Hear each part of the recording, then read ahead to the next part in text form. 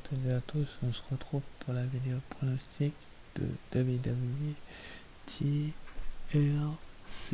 2020. Donc je vais pronostiquer les matchs annoncés seulement. Donc pour commencer, on aura le New Day face au Hurt Business.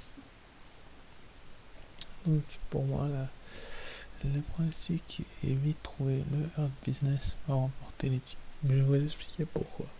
Vous allez me dire oui, le New Day c'est le recordman de titres par équipe, etc. Oui, c'est vrai. Je le reconnais, vous avez raison. C'est vrai. Mais le règne du New Day commence à s'évaporer petit à petit. Ces 2 derniers mois, déjà c'était fatigant. Si vous voyez ce que je veux dire, c'était fatigant et lassant. On a bien vu ces dernières semaines que le Hurt Business avait pris la main, le dessus. Ça s'est vu lors du dernier Raw où le Hurt Business a gagné grâce à Bobby Lashley et le Raw d'avant aussi. Si vous voyez ce que je veux dire. Donc le Hurt Business a pris le dessus sur le New Day, malgré que le New Day, pendant 2 défenses de titre, réussit à conserver les titres avant les Survivor Series et après. Mais là, Shelton Benjamin a battu Xavier Woods, si je dis pas de conneries. Cedric Alexander a battu Kofi Kingston et Kofi Kingston a battu Shelton Benjamin. Ça, on s'en fout. Cedric Alexander a battu les deux. Et puis les officiels apprécient beaucoup le Hurt Business. Et c'est pour cette raison-là que je leur donnerai les titres par équipe d'Euro. Ça leur remettrait plus en valeur et avoir plus de ceintures. Si vous voyez ce que je veux dire. Avoir plus de titres et dominer du coup un peu plus. Et c'est pour ça que je prédis une victoire du Hurt Business, donc nouveau champion par équipe. Ensuite, après, on aura le match pour le WWE Women's Tag Team Championship, donc Nia Jax et Shayna Baszler contre Asuka et une partenaire mystère. Donc au début, c'était censé être Lana, la partenaire d'Asuka, mais suite à Raw, elle ne pourra pas combattre du côté de TLC ce dimanche. Si vous voyez ce que je veux dire, elle ne pourra pas du tout combattre. Du coup, ils ont décidé de mettre une partenaire mystère, on ne sait pas qui ce sera. Je vais faire des spéculations, peut-être Charlotte Flair pour un retour, parce que comme on peut le voir, cette image a l'air d'être une blonde, donc pourquoi pas Charlotte Flair qui reviendrait s'associer à Asuka pour tenter de récupérer les titres par équipe féminin, ou Mandy Rose, ça ressemble un petit peu cette silhouette à Mandy Rose aussi, donc pourquoi pas Mandy Rose. Du coup, au niveau du pronostic, je suis désolé, mais c'est juste 50-50. En fait, si vous voulez, j'aimerais beaucoup qu'Asuka et sa partenaire deviennent championnes par équipe, parce que le règne de Shayna Baszler et de Nia Jax devient frustrant. Parce que ça fait quoi? Ça fait depuis combien de temps? Ça fait depuis, que je dise pas de bêtises, je vais vous dire ça tout de suite.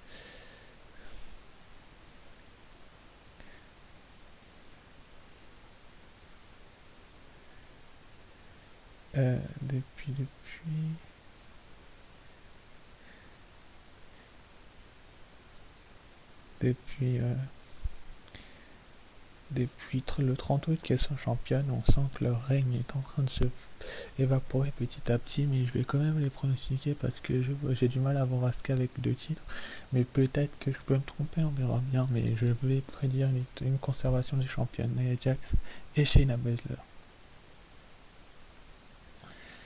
Ensuite, après, on aura The Fiend, Bray Wyatt, qui va affronter Randy Orton. Donc cette rivalité est née il y a juste là 2-3 semaines, alors que Randy Orton est affronté AJ Styles pour se qualifier pour la semaine suivante pour être aspirant numéro 1 au titre de la WWE de Drew McIntyre. Donc Drew McIntyre et comment dire, Non, Randy Orton est sur la pente descendante, on va dire ça comme ça. Il se retrouve confronté au film de ses mauvais souvenirs. Si vous voyez ce que je veux dire, on se rappelle tous de la Firefly Funhouse, enfin du match à WrestleMania où, où, le, où Randy Orton a brûlé la maison de Bray Wyatt, et c'est la raison pour laquelle le film se retrouve face à Randy Orton. Malheureusement, j'ai l'impression que Randy Orton ne va pas survivre à ce genre de match. Le Fiend va gagner ce match. Le Fiend est meilleur que Randy Orton, excusez-moi de vous dire ça comme ça, mais c'est la réalité. Il va gagner cette feud, je ne le vois pas perdre cette feud comme ça. C'est vrai que c'est divertissant comme feud, mais quand tu vois le Fiend, ce qu'il est capable de faire, bah tu te dis que ça peut aller très très loin ce match, mais qu'il va gagner quand même.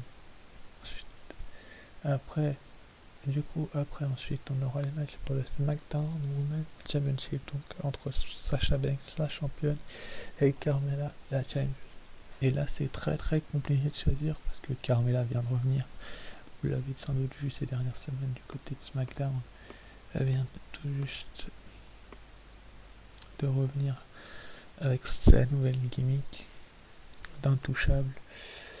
Elles se sont déjà affrontées au dernier SmackDown pour le titre, ça va finir en DQ, sans doute une stipulation d'ajouter Sasha Banks est championne depuis le 25 octobre, donc ça va faire 2 mois si elle le conserve, ça fait même pas 2 mois, j'ai du mal à la voir perdre le titre. J'apprécie beaucoup Carmella, je n'ai rien contre Carmella encore une fois, et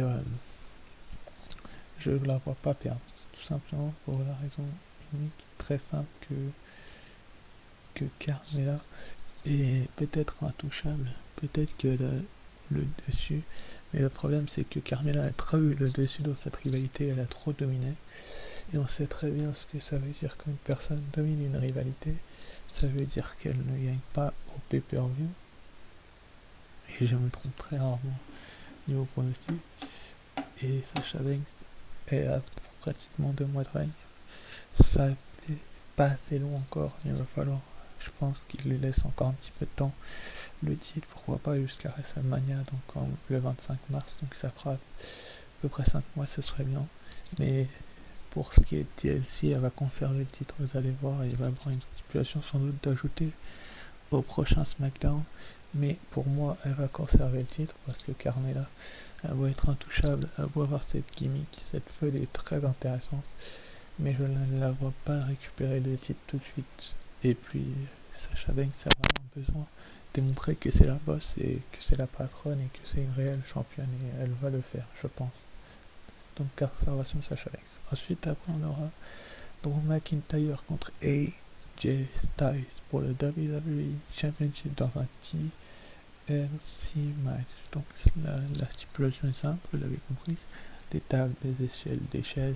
Le nom du pay-per-view, tout simplement Tables, Ladders and Chairs. Et et vous allez voir que je pense que Drew McIntyre va conserver ce titre parce que comme vous avez pu le voir lors de la review de Raw que j'ai faite juste avant, je l'ai très bien expliqué, la personne qui domine avant le pay-per-view ne gagne pas au pay-per-view, ça c'est la première raison. La seconde raison, c'est que AJ Styles vient tout juste d'arriver dans le roster principal. Lui donner le titre de la WWE tout de suite, enfin dans le roster de Raw, donner le titre de la WWE tout de suite ne serait pas une bonne idée. Je ne pense pas que ce serait une bonne idée de lui donner tout de suite le titre de la WWE, si vous voyez ce que je veux dire. Ça le décrédibiliserait trop, je pense, Drew McIntyre. Il a besoin d'un ascendante, d'une grosse victoire. Et pour